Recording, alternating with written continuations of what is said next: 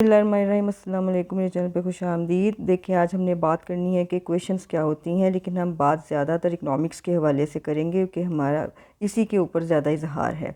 मसावात से मुराद दो जबरी जुमलों का आपस में बराबर होना है।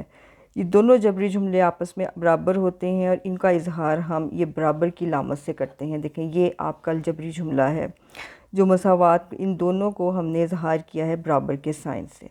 देखें, an equation is the statement that two algebraic expressions are equal. ठीक है जी, दो अलजेब्रिक एक्सप्रेशंस आपस में बराबर होती हैं। This sign equal is use to indicate equality. ठीक है जी, two algebraic expressions which make the equation are called sides of the equation. अब आपकी साइड्स ऑफ द इक्वेशन कौन सी हैं? That is right hand side and the left hand side. One side of the equation में sometimes by zero.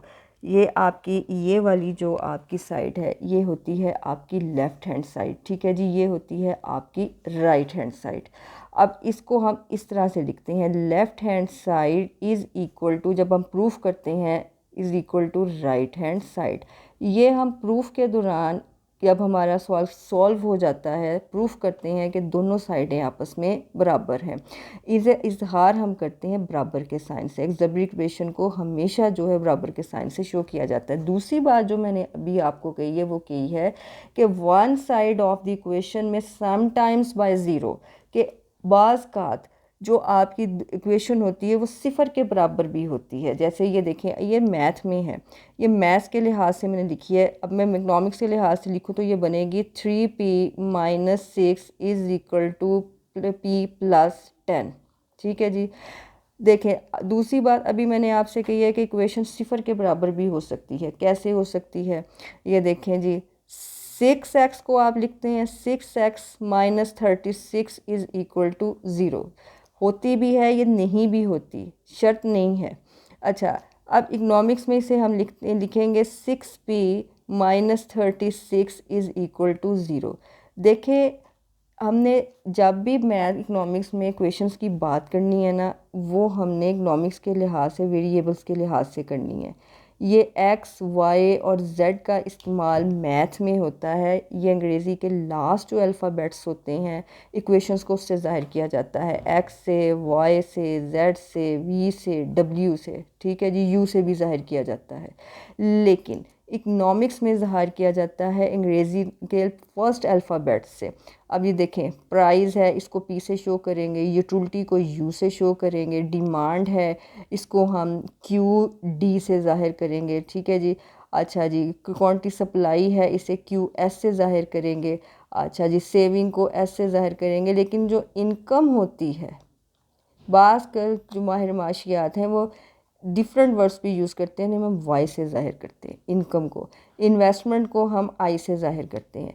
ये इस चीज़ के ज़रिए हमारी इकनॉमिक्स में तमाम इक्वेशंस आपके सामने आएंगी, एक्स वाई जेड के ज़रिए नहीं आएंगी। लेकिन जो सलूशन होता है इकनॉमिक्स की इक्वेशंस का, वो सिंपल मैथ्स जैसा ही होता है, सिर्फ इन वर्ड्स का फ़र्क होता है। ठीक है जी।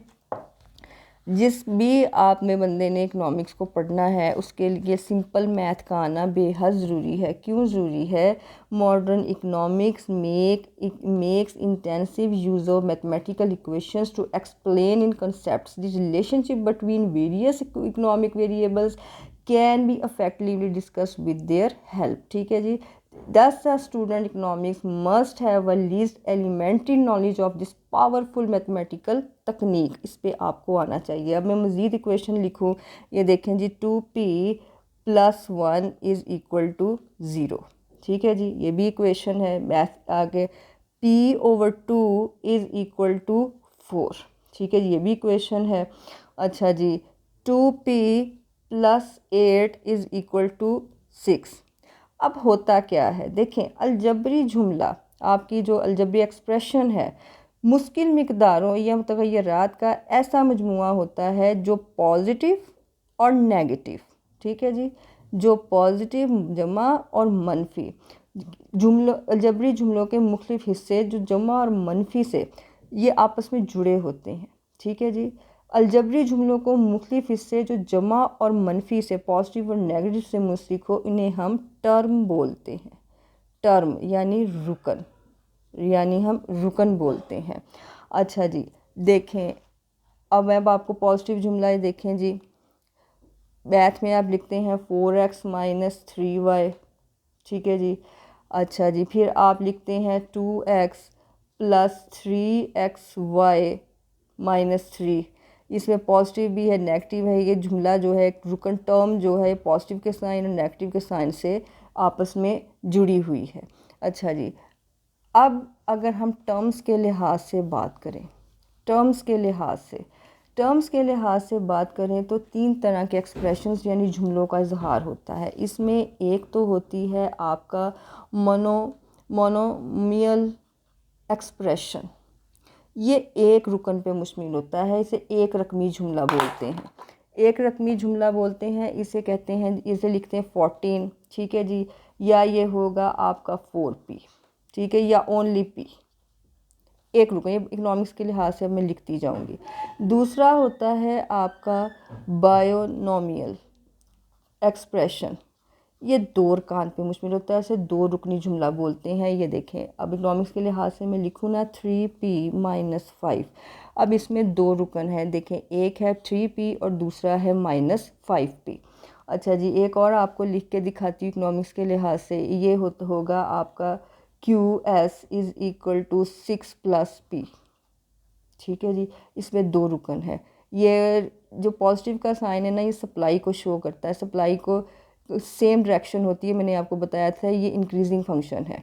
अच्छा जी, तीसरा आपका होता है आपका ट्राइनोमियल एक्सप्रेशन, ये 3 अरकान पे मुश्तमिल होता है, ठीक है जी। इसके अरकान कितने होते हैं? 3 होते हैं, ये देखें p square plus 4p plus 1, 1 2 3, p square 1, 4p 2 और 1 आपका 3।